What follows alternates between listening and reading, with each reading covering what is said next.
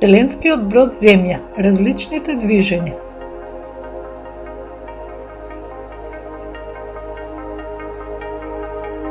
Земја, нашиот вселенски брод. Добре дојдовте на едногодишно патување околу Сонцето. Ова не е научна фантастика, туку вистинско патување. Сега сме овде, а за недела дена ќе биде најдолгиот ден, долгоденица, почетокот на летото. Секој ден го гледаме Сонцето како поминува по небото одлево надесно.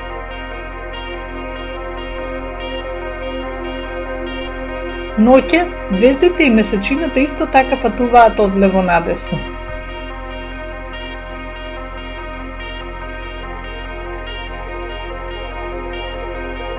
Како што знаеме, Сонцето не поминува преку небото, всушност Земјата се врти. Движењето одлево надесно е илузија, која ја прави ротацијата на Земјата. Секогаш го гледаме Сонцето како оди одлево надесно, затоа што сме на Земјата која се врти. Се дига и спушта на хоризонтот затоа што земјината оска е навалена. Гледајќи ја Земјата од космосот, да го споредиме тоа што го знаеме со тоа што секојдневно го гледаме. Сонцето излегува на исток затоа што Земјата се врти на кај исток. Заоѓа поради вртењето на Земјата на кај точката каде што е Сонцето.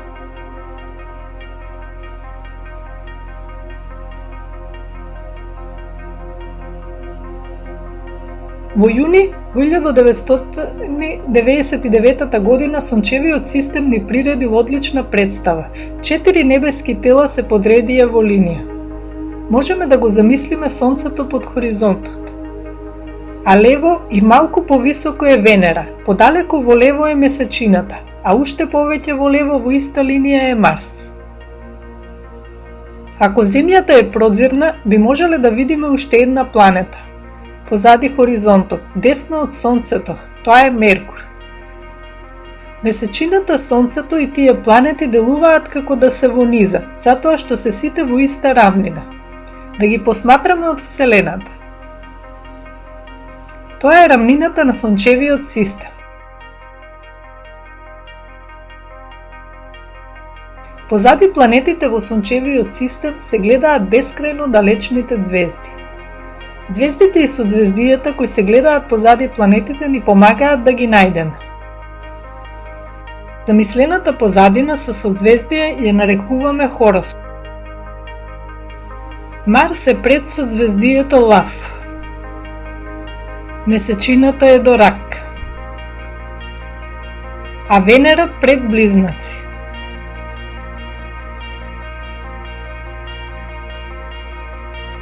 Земјиното поравнување со Сонцето, планетите и месечината ни помага да го замислиме Сончевиот систем.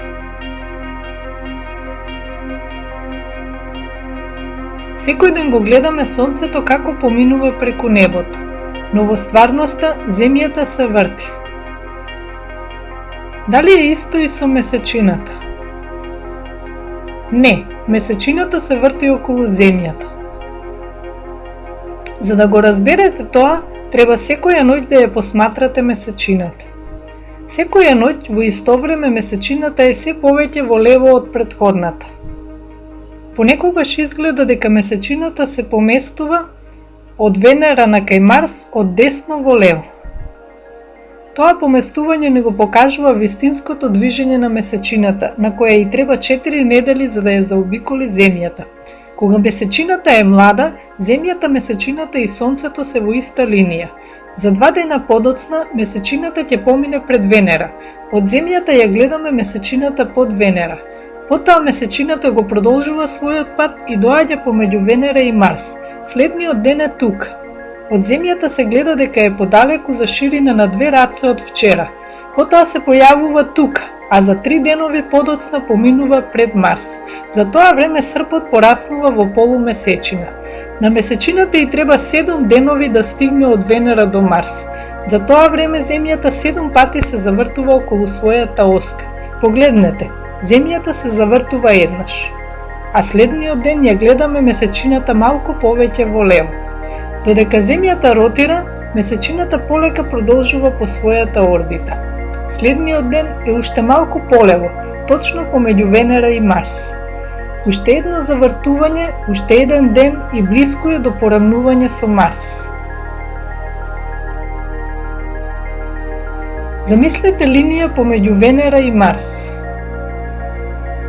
Таа линија е четвртина од месечевата орбита околу Земјата. Сонцето е неподвижно, а месечината ја обиколува Земјата за 28 денови.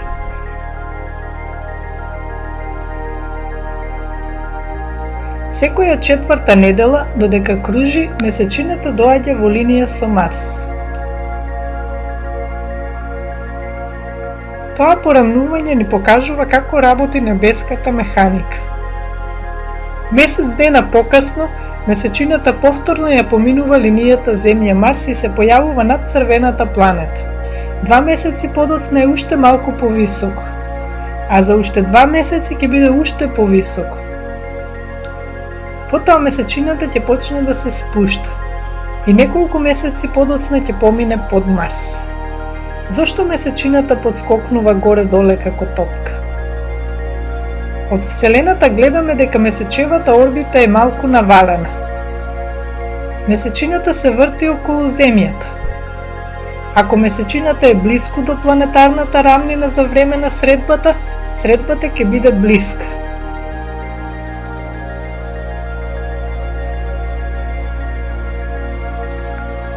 Доколку месечината е над планетарната рамнина, ќе помине високо над Марс и средбата ќе ја видиме вака. Во ноќта на 12 декември во 1999 година поравнувањето беше совршено.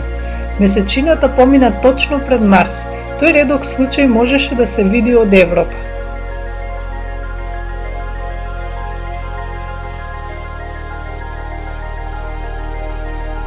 Следната недела ќе бидеме блиску до долгоденица. Сонцето ќе биде во највисоката точка.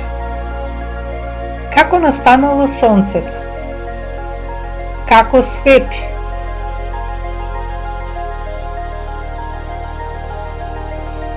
Колку е големо? Колкава му е масата? Колкава му е температурата и како ја загрева Земјата?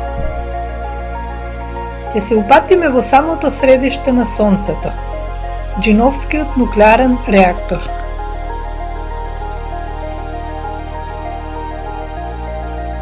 Сонцето зрачи топлина од сите страни. Кога би ги собрале сите негови зраци, за час време би стопиле кубен километар мраз, санта висока 1000 метри за 1 час. Што би се случило да е таа санта на Меркур? За време на летната долгоденица Земјата највеќе се навалува на кај Сонцето. Напладне, Сонцето е точно на 23-та паралела, раковиот на поредник. Зошто се вика така? Тој ден на северниот пол Сонцето воопшто не заоѓа. Многу одамна грчки астроном со помош на долгоденицата ја пресметал големината на Земјата со неверојатна точност.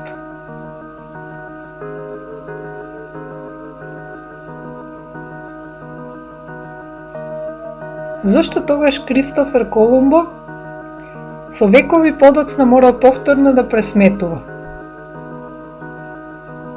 Сето ова ќе го дознаете наредната недела.